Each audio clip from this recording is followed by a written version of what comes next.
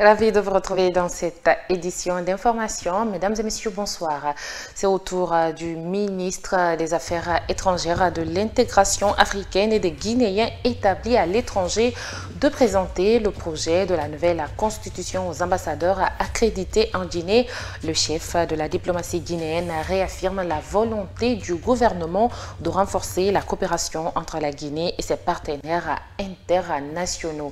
Et nous mettons ce soir un focus sur ces jeunes, pour la plupart sans emploi, qui évoluent dans le secteur informel. On les appelle les rabatteurs, plus connus sous le nom de coxeurs. Ils se sont imposés dans le trafic routier urbain, notamment à Conakry, où leur présence est constante au carrefour. Pour eux, c'est une question de survie, un quotidien rythmé par la quête d'un gagne-pain. Voilà pour les titres.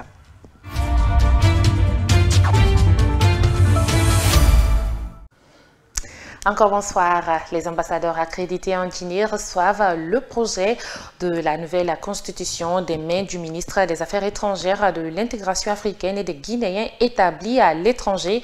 Ainsi, le chef de la diplomatie guinéenne exprime sa volonté de garantir la coopération internationale avec les pays du monde. Ansou Baïle Baldé. Enfin, il est là. Beaucoup n'y croyaient pas. Il est là. C'est ainsi que le ministre des Affaires étrangères a présenté le projet de nouvelle constitution aux ambassadeurs accrédités en Guinée. Maurice Sandan Kouyaté a évoqué le pan de la réconciliation et du dialogue au-delà de la politique. De par ce acte, le chef de la diplomatie guinéenne entend consolider la coopération avec les pays du monde au nom de la paix. En vous remettant aujourd'hui officiellement au nom du président de la République ce projet de constitution, nous vous prions de le transmettre à vos capitales respectives, accompagné de notre reconnaissance, de notre amitié sincère et de notre ferme volonté de continuer à bâtir avec tous les peuples du monde une coopération fondée sur la paix, la sécurité, le respect mutuel et la fraternité. Au sortir de la rencontre, l'ambassadeur du Maroc en Guinée a promis de parcourir le projet de nouvelle constitution pour mieux comprendre le contenu du document. Tout d'abord, j'aimerais féliciter la Guinée et toutes les parties prenantes qui ont pris part à ce processus pour l'élaboration de cette nouvelle constitution. C'est une constitution qui a fait l'objet de beaucoup d'échanges au niveau du CNT et on aimerait d'abord féliciter le CNT pour ce travail remarquable. Nous n'avons pas encore eu l'occasion de lire la Constitution, nous avons une idée de ce qu'elle contient, donc nous allons l'étudier attentivement, mais nous sommes sûrs que cette Constitution reflète les idéaux et les principes de la Guinée et des Guinéens. Le projet de nouvelle Constitution comporte 199 articles. Et puis Mbani Sidibé de l'Union pour la défense des consommateurs de Guinée dénonce l'expiration depuis le 30 juin dernier du protocole d'accord portant approvisionnement du marché national et fixation des prix des denrées de première nécessité. Le président de l'IDCG demande à l'État de faire l'audit de ces protocoles afin de parvenir avec les opérateurs économiques à une diminution du prix du sac de riz. Reportage à Mamadou Tanouba. Le président de l'Union pour la défense des consommateurs de Guinée estime que le moment est opportun pour revoir le protocole d'accord portant approvisionnement du marché national et fixation des prix des denrées de première nécessité. Mbani Sidibé demande au gouvernement guinéen de procéder à un audit de ce protocole signé il y a quelques mois afin de diminuer le prix du sac de riz qui est vendu jusqu'au-delà des 300 000 francs guinéens à des endroits. On a une possibilité encore de ramener le prix de ce riz jusqu'à 200 000 francs aujourd'hui si on fait des véritables négociations et des avantages parce que compte tenu de la situation actuelle du pays, parce que les consommateurs n'ont pas de revenus. Donc on doit se battre pour qu'on assiste à une véritable diminution. C'est pourquoi nous demandons l'audit. L'audit va faire l'état des lieux, comparer les prix à l'international, voir les avantages et qu'on comprenne la marge aussi. Combien les importateurs gagnent sur chaque sac de riz, parce que la marge doit être encadrée.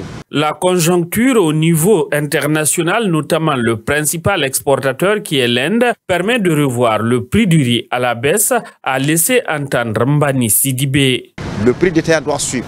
Mais très malheureusement, c'est pourquoi aujourd'hui, nous dénonçons ce protocole et nous demandons une réelle diminution. Aujourd'hui, la Guinée, on a la possibilité de vendre aujourd'hui le prix détaillant au-dessus de 250 000 francs. On peut ramener aujourd'hui, il faut une véritable discussion. Parce que quand vous prenez la conjoncture internationale à partir de l'Inde, il y a vraiment une diminution du prix au plan international. Et aussi, l'État guinéen accorde une subvention à partir du cordon douanier de $100 sur chaque tonne de riz. L'Union pour la défense des consommateurs compte saisir certaines institutions nationales pour l'ouverture d'un audit du protocole portant approvisionnement du marché national et fixation des prix des denrées de première nécessité. Cette structure qui défend les consommateurs souhaite qu'il y ait un débat sérieux autour de la qualité du riz importé en Guinée, du poids mais aussi des prix fixés pour la vente. Ce week-end, l'ONG Aimons la Guinée, accompagné du mouvement Mozamad, a rendu visite à l'entrepreneur Ahmed Kanté, venu des 15 districts de Wankifon. Les membres de ces deux structures ont tenu à exprimer leur gratitude à leurs grands-parrains, tout en réaffirmant leur engagement en faveur de la vulgarisation de la nouvelle constitution. Dibabari et Ousmane Kamara. Vêtus de blanc, arborant pour certains l'image du président de la République, hommes et femmes sont venus remercier leurs grands-parrains, Ahmed Kanté, et lui renouveler leur soutien.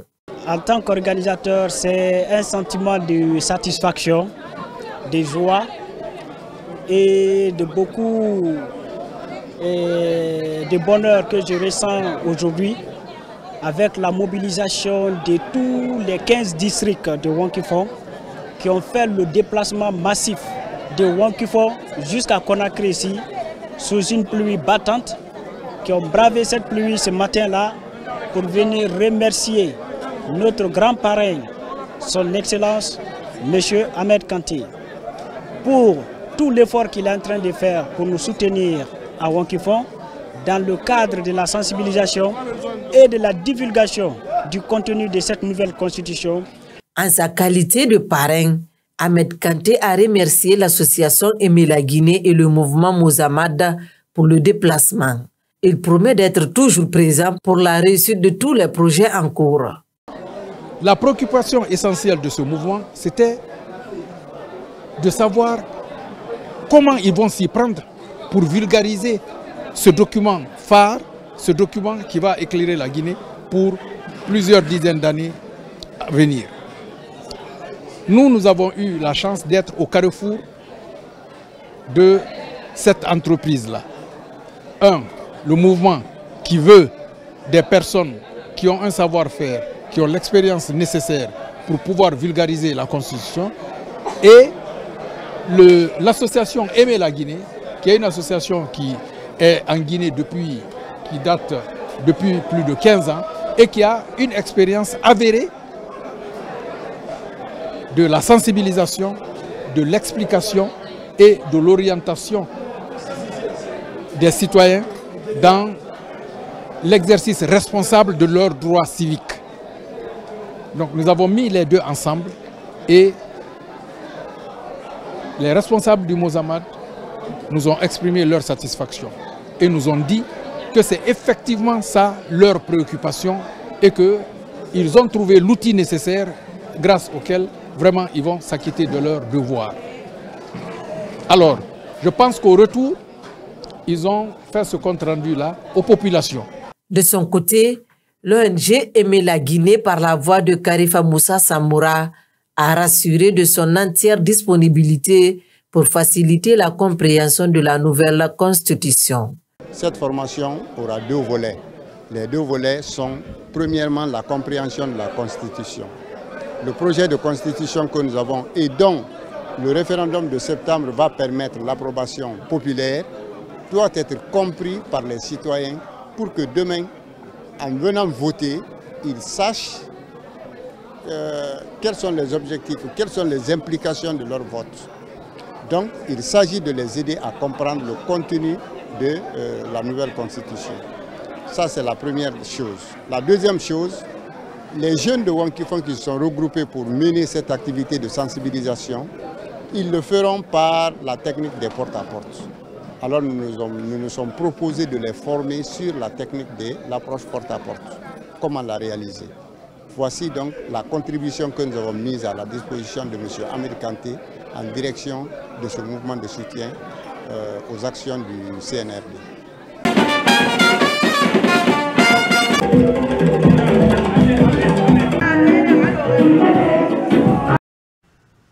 Dans un autre cadre, la réparation des parasols ou parapluies est l'activité pratiquée au quotidien par Sekouba Kourouma, un métier qui lui permet de nourrir sa famille et de subvenir à ses besoins. Le parasol permet aux femmes vendeuses d'aller marcher et autres personnes désireuses de se protéger contre le soleil et la pluie. Sekouba a appris à certains de ses enfants la pratique de réparation et de fabrication. C'est un reportage de Mohamed Lamine Dafé et Dibabari. Sekouba Kourouma est l'un des premiers pratiquants de la réparation des parasols en Guinée. Son début dans cette activité remonte en 1992 dans le grand marché de Madina. Aujourd'hui, ce père de famille s'est trouvé une place à Antag Marché où il exerce sa profession avec ses enfants qui ont appris à ses côtés et dit avoir bénéficié d'énormes avantages. J'ai commencé depuis 1992. En ce temps-là, on était à Rai, Madina. Quand un train vient seulement, on enlève. Quand un train passe, on commence encore. Après maintenant, j'ai quitté là-bas, je suis venu à Besséa. Après Besséa maintenant, je suis venu à Anta ici. Je suis là avec mon jeune frère, donc avec tous mes enfants. Il n'y a pas d'apprenti. Tout ce que tu voyais comme ça, c'est mon enfant. Depuis qu'on a commencé, notre vie, tout ce qu'on gagne, c'est dans ça. Donc on a construit dans ça. Khalifa Kourouma est l'un des fils du vieux Sekouba. Il est élève de 7e année. Il profite pendant les vacances pour pratiquer la réparation des parapluies auprès de son père. Le jeune élève devenu réparateur a des raisons qui l'ont poussé à être aux côtés de son père. Je fais ce travail pour aider les gens par rapport aux parapluies, surtout en cette saison pluvieuse. Sekouba Kourouma ne fait pas que la réparation seulement. Il fabrique en même temps des parasols, une activité qui va avec l'usage de nombreux matériels, notamment le fer. Obtenir ces matériels est très difficile, ce qui complique le travail de Sekouba Kourouma, d'où cet appel lancé au gouvernement guinéen. Il n'y a pas de matériel avec nous. Je cherche, je demande notre président s'il peut nous aider à avoir du matériel beaucoup. Pour qu'on gagne beaucoup de clients. Venu faire un achat de parapluies, Puntourabi Bangoura est satisfaite des services de Sekouba et ses enfants. Ils font du bon travail. Leurs parapluies sont très bons. Sekouba Kourouma vend les parapluies 150 000 et 450 000 francs guinéens, selon leur valeur et leur grandeur. Avec ces métiers, le père de famille dit avoir eu pour garder son honneur et sa dignité. Comme disait l'autre, il n'y a pas de sot métier. Le courage et la patience suffisent pour réussir.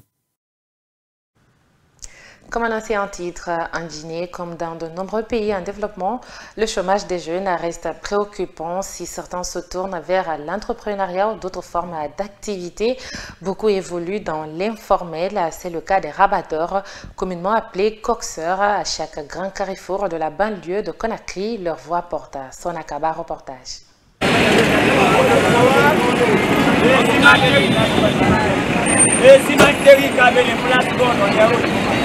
On les retrouve dans presque tous les carrefours de la capitale guinéenne. À Madina, Bambeto, Koza, Amco 5, Matoto ou encore à Symphonia. Ces rabatteurs agissent comme des intermédiaires dans le transport urbain. Leur mission, orienter et attirer les passagers vers les véhicules moyennant une commission.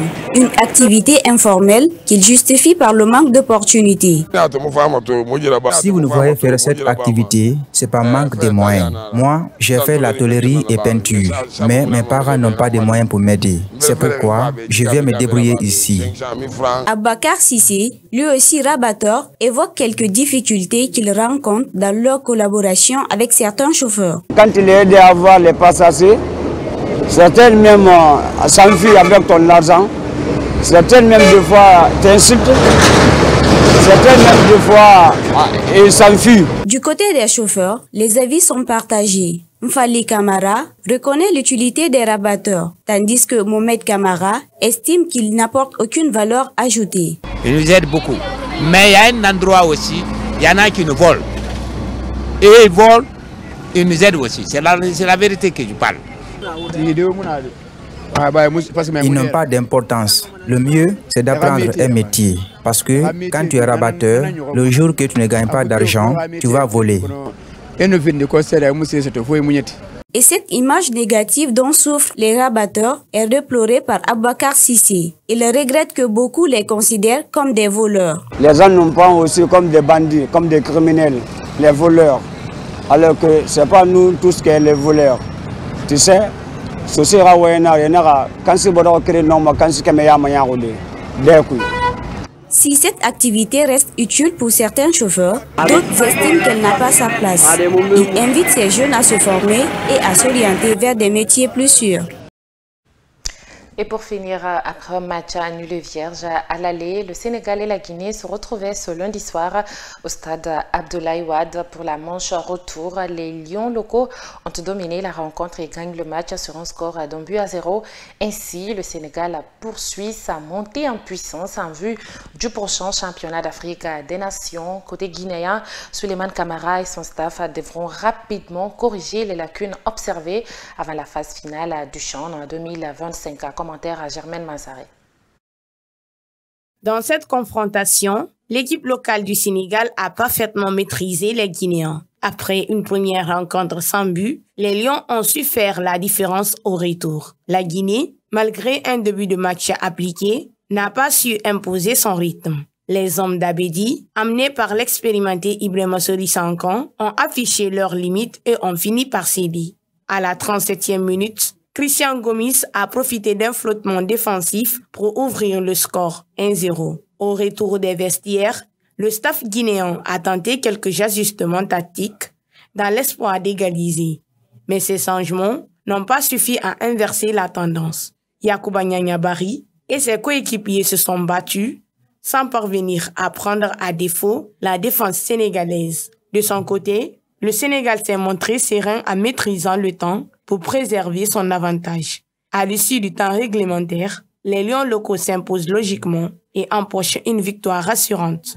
Un succès qui rapporte au groupe dirigé par Souleymane Diallo en pleine préparation pour les échéances à venir. Ces deux matchs amicaux ont permis au coach guinéen de mieux préserver les joueurs pour corriger certains problèmes. Avant le CHAN, l'équipe guinéenne va continuer sa préparation au Maroc après un court séjour de 3 jours au camp de Kaléa dans la préfecture de Forêt-Carrière.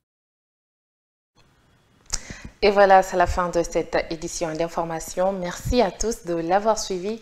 Au revoir.